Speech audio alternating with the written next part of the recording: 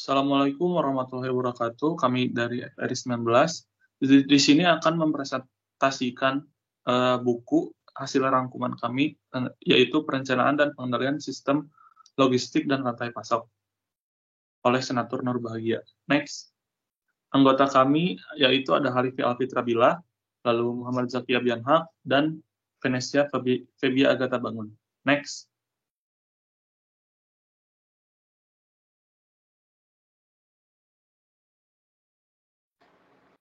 Pada bab 13 ini tentang perencanaan moda dan alokasi angkutan barang. Pada bab ini tentang perencanaan moda dan alokasi angkutan barang. Yang pertama yaitu ada kerangka pemilihan moda.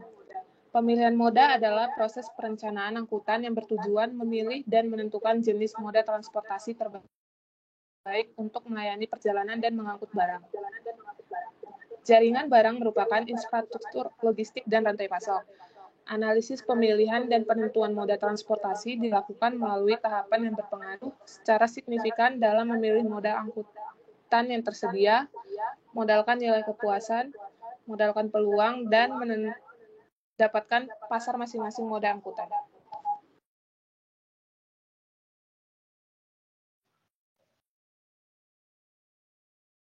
Kemudian selanjutnya ada perencanaan moda dan alokasi angkutan barang. Untuk pemilihan moda angkutan, di sini pemilihan jenis moda transportasi terbagi menjadi 3. Yang pertama ada ilustrasi masalah, kemudian kedua ada solusi permasalahan, kemudian ketiga ada contoh numerik, kemudian berikutnya jumlah armada angkutan. Yang pertama jumlah trip armada angkutan, kedua jumlah armada angkutan, ketiga contoh numerik. Kemudian di sini ada alokasi angkutan barang, yaitu model transportasi tahap kelayakan solusi awal, yang berisi pertama metode Pokia-Pokaba, kemudian ada metode biaya minimum, kemudian ada metode pendekatan Vogel. Untuk permasalahan pendistribusian barang, asumsinya yaitu permintaan barang, pasukan barang, permintaan barang, ongkos satuan. Kemudian untuk komponen model, kriteria kinerja, variabel keputusan, pembatas parameter. Kemudian untuk yang terakhir, di sini ada formulasi model matematik, yaitu fungsi tujuan dan pembatas.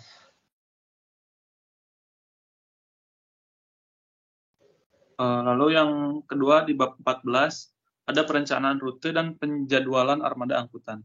Pada bab ini akan membahas tentang perencanaan rute dan jadwal kendaraan angkutan barang yang mencakup perencanaan rute armada pada simpul asal dan simpul tujuan, tunggal, terpisah, dan perencanaan rute armada melalui simpul multitujuan dan kembali ke simpul asal. Perencanaan rute armada pada simpul asal dan simpul tujuan, tunggal, terpisahkan.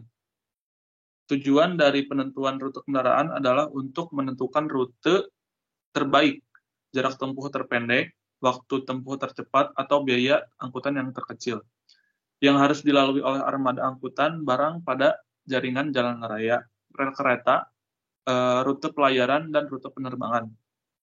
Tujuannya adalah untuk mengoptimalkan penggunaan armada angkutan, meningkatkan layanan, menunda biaya transportasi, dan mengurangi investasi modal dalam sarana angkutan, barang, dan prasarana. Lalu, poin yang pertama ada perencanaan rute armada tunggal pada simpul asal dan simpul tujuan tunggal terpisah. Lalu poin kedua ada perencanaan rute armada pada simpul asal dan simpul tujuan jamak terpisah. Bagian ini mencakup 2 topik. Next.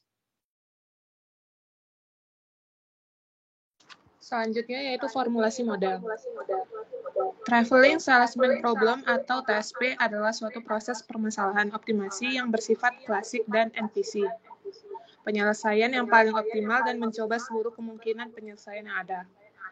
Model umum matematika TSP yaitu yang pertama, asumsi, kedua komponen model, termasuk kriteria kinerja, variabel keputusan, pembatas, parameter, variabel independen. Yang ketiga yaitu ada formulasi model matematik, mencakup fungsi tujuan dan pembatas.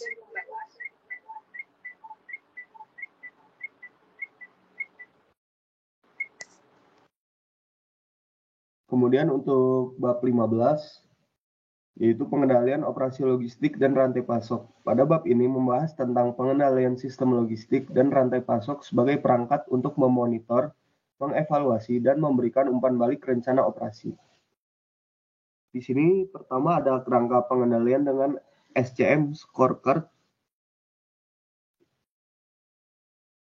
yaitu yang berisi ada perencanaan atau plan, kemudian pengadaan atau skor, kemudian membuat atau make, kemudian pengantaran atau delivery, kemudian pengembalian atau return, kemudian ada pemberdayaan atau enabler. Kemudian yang kedua ada langkah SCM scorecard. Yang pertama penyusunan materi kerja, kedua menyusun proses bisnis, kemudian ketiga ada praktik, yaitu pelaksanaan proses manajemen, yang terakhir manusia untuk mendapatkan orang yang memiliki kompetisi.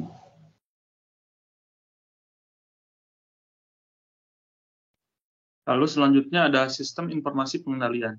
Sistem informasi adalah kumpulan sejumlah komponen yang saling berinteraksi satu sama lain untuk melakukan dokumentasi dan sebagainya, pengolahan data dan menghasilkan informasi yang bermanfaat bagi suatu organisasi, oleh Witten Bentley 2007. Klasifikasi sistem informasi menurut Witten and Bentley 2007, yang pertama ada Transaction Processing System, digunakan untuk proses bisnis transaksi pemesanan, pembayaran, dan reservasi. Lalu yang kedua ada Management Information System, jenis informasi yang memanfaatkan data transaksi. Lalu yang ketiga ada Decision Support System, digunakan untuk pengambilan keputusan dan beberapa alternatif. Lalu ada Expert System, digunakan untuk menangkap dan menirukan kemampuan penyelesaian masalah. Lalu ada juga Communication and Collaboration System, digunakan untuk proses kolaborasi dan komunikasi antar pengguna sistem informasi. Lalu yang terakhir ada Office Automation System, digunakan untuk membantu pekerja dalam membuat atau membagikan dokumen. Next. Selanjutnya ada analisis kebutuhan informasi. Yang pertama yaitu klasifikasi stakeholder sistem informasi. Yaitu pertama sistem owner, yang artinya pemilik dari sistem. Kedua ada sistem user, yang artinya pihak yang menggunakan sistem informasi. Selanjutnya ada sistem designer, yaitu pihak yang berperan dalam perancangan sistem informasi. Keempat ada sistem analis, yaitu pihak perantara antara stakeholder non-teknis dan teknis. Yang kelima ada sistem builder, yaitu pihak yang mengkonstruksi dan melakukan testing terhadap sistem informasi. Selanjutnya ada kebutuhan fungsional menurut Witten Bentley 2007. Yang pertama yaitu user interface requirement, kedua processing requirement, ketiga storage requirement, keempat control requirement. Sedangkan kebutuhan non-fungsionalnya terdiri dari yang pertama performance, information, economic, control, efisiensi, dan terakhir yaitu service. Next.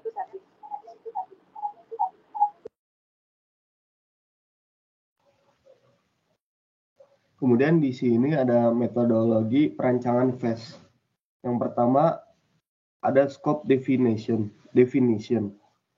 Itu scope definition adalah tahap perumusan masalah dan penentuan ruang lingkup dan dilakukan penentuan tujuan, batasan, dan pihak yang terlibat. Kemudian kedua ada problem analysis. Dengan melakukan analisis terhadap sistem aktual untuk memberikan gambaran lebih jelas. Kemudian yang ketiga ada requirement gathering. Itu melakukan proses penentuan kebutuhan dari sistem yang dirancang dan berhubungan langsung dengan spesifikasi sistem yang dikembangkan. Kemudian keempat ada logical design, itu tahap untuk melakukan transformasi kebutuhan bisnis yang telah ditentukan sebelumnya menjadi bentuk diagram. Kemudian yang terakhir, yang kelima, ada decision analysis, itu tahap untuk menentukan rancangan sebagian solusi dari permasalahan yang ada. Lanjut, poin ke-6 yaitu ada physical design and integration. Logical design yang telah dibuat sebelumnya akan ditransformasi menjadi physical design yang mempresentasikan solusi teknikal. Poin ke-7 ada construction and testing. Tahap ini melakukan pengembangan serta pengetesan dan dari rancangan sistem berdasarkan proses, bisnis, serta spesifikasi yang didapatkan dari physical design. Lalu yang terakhir, yang ke-8, ada installation and delivery. Tahap implementasi sistem termasuk pelatihan kerja untuk membantu proses transisi menuju sistem baru. Next.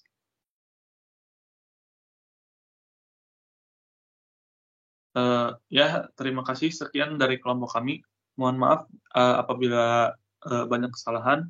Wassalamualaikum warahmatullahi wabarakatuh.